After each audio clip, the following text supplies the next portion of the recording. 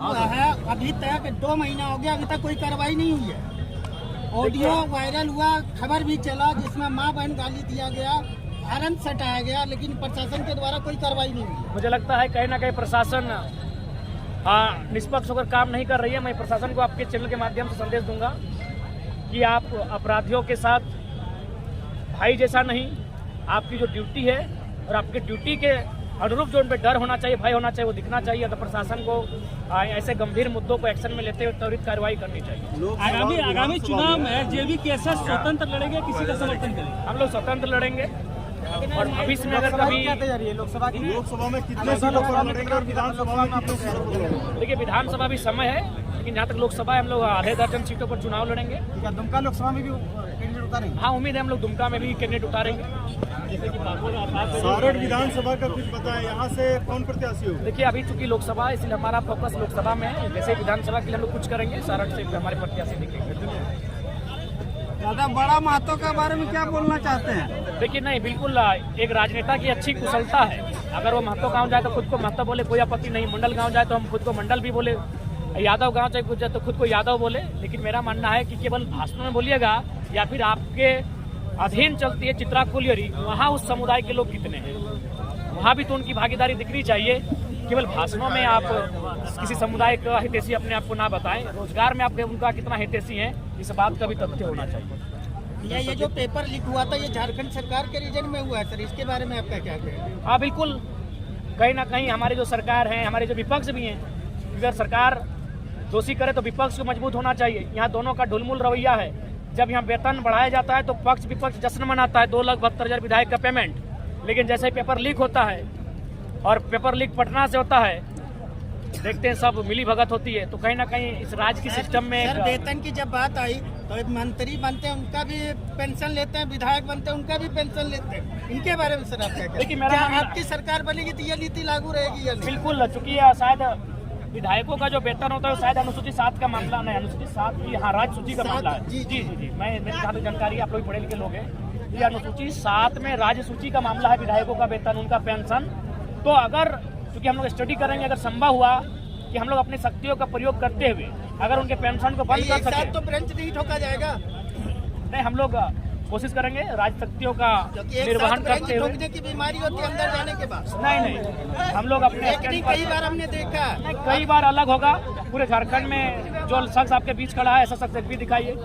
कोई भी अगर होगा ना तो विधायक लेवल 1932 पहला बाबूलाल जी लागू किए थे, जो सरकार जयमें शिबू सोरेन जी के द्वारा गिराया गया था। देखिए, सबसे पहली बात है 370 का, आप उदाहरण लीजिए ना, 70 साल हो चुका था, सबको लग रहा था ये मील का पत्थर है, ये धारा कैंसिल नहीं होगी या फिर ये धारा कंट्रोल में नहीं आएगी। क्या आपको लगता है कि आप जिस लड़ाई में लड़ रहे हो, लड़ाई आपकी सक्सेस होगी? बाबूलाल जी जैसे झारखंडी अगर सहयोग करेंगे तो क्यों सहयोग नहीं होगी? तमिलनाडु में एक जल्लीकट्टू का कानून था, इस कानून नहीं, एक प्रथा थी। उस प्रथा को सुप्रीम कोर्ट ने रोक लगा दिया था। लेकिन पहला बात, मीडिया वालों, अगर आपका सुनिए मेरा भी सुनिए, ऐसा उत्तर नहीं होता है। मेरा बात सुनिए, नहीं तो आपका हम आदर करते हैं, आप अपने आप को कटअप कर सकते हैं। जल्लीकट्टू में जब सुप्रीम कोर्ट के द्वारा हस्तक्षेप किया गया कि जल्लीकट्टू को प्रतिबंध किया जाए, तो तमिलनाडु के लोग सड़कों पर थे। जिन झारखंड के 3 करोड़ लोग हैं, इनमें अगर 10% लोग सड़कों पर आ जाएंगे, विधायकों का हुक्का पानी बंद कर देंगे, हर नियम बनेगा, हर एक नियम बनेगा। क्यों नहीं बनेगा? जब इसी भारतीय संविधान की अनुसूची 9 में सन 1990 में 66वां संशोधन करके 1932 से 24 साल पुराना कानून, जिसको हम लोग CNT बोलते हैं, उसके 3 अध्याय को शामिल किया गया है। तो क्यों नहीं 1932 शामिल होगा? लॉजिकली बात कीजिए, होगा। बस झारखंड कितना जागा है, और ये हम नहीं कह रहे। सन 1958 के आसपास एक पेपर छपा था, जब राजेंद्र प्रसाद, जब उस समय शायद राष्ट्रपति थे, जब झारखंड आए तो उन्होंने कहा था छोटा नागपुर के लोग अगर नहीं जागे तो बाहर के लोग यहाँ के साधनों में कब्जा कर लेंगे। तो जागेंगे तो नियम बनेगा। सरस्वती पूजा के नाम पर चंदा करना कहाँ तक सही है? देखिए, नहीं, राजनीतिक चंदा नहीं होना चाहिए, सामाजिक चंदा होना चाहिए, माना सद्भावना का चंदा होना चाहिए। लेकिन कोई विधायक, सांसद अपनी नाकामयाबी को छुपाने के लिए अगर किसी धर्म का सहारा ले रहा है तो ये ठीक नहीं। जैसे केसेस को लगातार लॉस हो रहा है,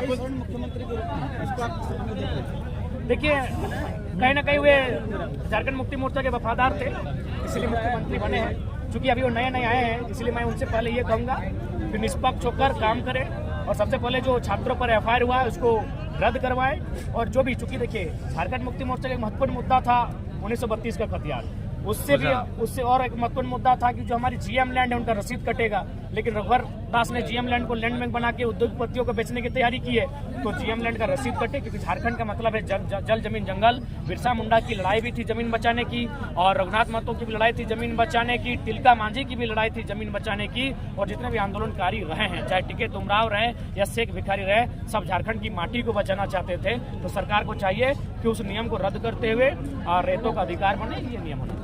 आपने अभी बोला कि 1900, आपने भाषण के माध्यम से बोला कि जो 1932 का बात करेगा वही असली नेता होगा, तो हेमंत सोरेन भी 1932 का बात करते थे। लेकिन नहीं, उनको बात नहीं करना चाहिए, उनको तो काम करना चाहिए, उनको काम करना चाहिए। उनको जितना भी बड़ी बड़ी कंपनियों को एमयू काटा है, उनको फोर्स करके जिनकी जमीनों पर कल कारखाने नहीं है वो जमीनें वापस करनी चाहिए। उनको जितना टाटा की खाली जमीनें हैं, बीसीएल की खाली जमीनें हैं, उनको वापस कराइए रैयत को। उनको जीएम लैंड का रसीद काटने के लिए रैयत को अनुमति प्रदान करे अंचल से, वो नियम बनाना चाहिए। वो उनको भाषण देने से नहीं चलेगा, क्योंकि सदन में कलम चलता है, भाषण सड़कों पे दिया जाता है, भाषण मंचों पे दिया जाता है। जेबी केसेस को लगातार लोग सर, पिछले कुछ दिनों पहले अंगद नायक को डेथ हो गए, फिर कुछ लोग कहते हैं कि हमें टारगेट किया जा रहा है और आपके लोगों को छाट के केस कर दिया जाता है, तो इसको किस रूप से देखते हैं? केस पे हमें टारगेट किया जा रहा है, लेकिन आज अंगद नायक को हम लोग इस सभा में भी श्रद्धांजलि दी, हमें खेद है। और एक ऐसी मैंने क्षति है जो शायद भरी नहीं जाएगी, लेकिन मेरा मानना है कि अब थोड़ा सा हम बार बार अपने भाषणों में संदेश देते हैं कि युवाओं को भी सड़क पर चलते समय हेलमेट का प्रयोग करना चाहिए। मद्यपान, क्योंकि जो गाड़ी वाले हैं बड़ी बड़ी गाड़ियां भी चलाते हैं तो रात्रि के समय बड़ा रफ चलाते हैं, उनको भी सोचना चाहिए कि रोड में बहुत सारी जिंदगियां चलती हैं, उनके थोड़ा सा बाय मिस्टेक से जिंदगियों का अंत हो सकता है, तो उनको भी केयर करते हुए चलना चाहिए। जो चलाने वाले उनको भी केयर करना चाहिए, मेरा संदेश रहेगा। और जहाँ तक नायक भैया का सवाल है, अपूर्णीय क्षति है, उसको लेकर हम लोग अभी भी गंभीर हैं। दूसरे लोगों को आपने अभी बोला कि जो फोटो दूसरे नेता से खिंचवाते हैं, वो आपने भी तो कभी दूसरे नेता से फोटो खिंचवाते हैं। फोटो खिंचाने के बाद हमने क्या कहा, हमने एक्सप्लेन किसी नेता के साथ चाय के साथ फोटो खिंचवा लेते हैं। हाँ, तो ये आप पहला बात है कि आप लोग मीडिया वाले लोग जब मैंने इलॉजिकल सवाल करते हैं हमको बड़ा दुख लगता है। हमने क्या कहा था, चमचई का उदाहरण देते हुए कहा था, सवाल पकड़ते हैं लेकिन एक्सप्लेनेशन को नहीं पकड़ते हैं। आप पैराग्राफ को मत पकड़, पैराग्राफ का आशय क्या उसको पकड़िए। आप मीडिया के लोग हैं, सम्मानित लोग हैं, प्लीज आप लोग थोड़ा सा अपने मीडिया के कैरेक्टर को बेहतर करें, मैं आपसे आग्रह करूंगा। कुछ लोग हैं, आप समझिए, मैं आप लोग मीडिया है, सम्मानित लोग, एकेडमिक लोग हैं। आप ये सवाल हमने कब कहा था कि झारखंड में चमचई के कारण है कि आप लोग लीडरशिप नहीं तैयार करते। जैसे कि उनका अभी तक आए नहीं, अगला मतलब क्या आप आएंगे कभी? क्या कहने जाएंगे जी, हम लोग वृहद झारखंड की बात कर रहे हैं। अभी तक आए नहीं, 2 साल हो गया फिर भी। हाँ देखिए, चूंकि 2 साल काफ़ी कम समय होता है, उस कम समय में हम लोग छोटा नागपुर को देखें, कोल्हान को देखें, पलामू और दुमका छूटा है, संथाल परगना, उसको मम्मी करते हैं। जयराम जी, झारखंड के युवा क्या जाग गए हैं?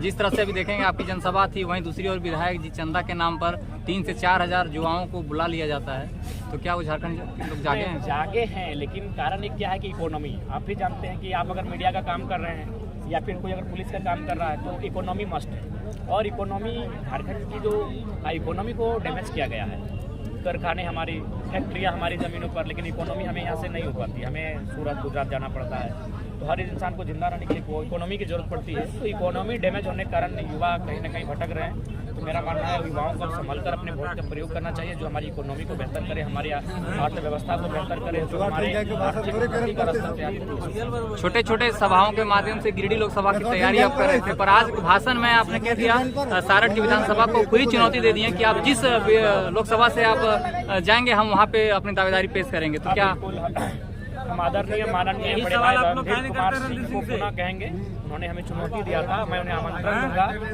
कि उनका क्षेत्र है सारठ, उनका क्षेत्र है देवघर, मेरा क्षेत्र है गिरिडीह। तो चलिए आप भी सारठ से बाहर आइए, हम भी गिरिडीह से बाहर आते हैं, फिर बात सबसे हॉट सीट है, बात लोकसभा आइए और आपके सामने। धन्यवाद।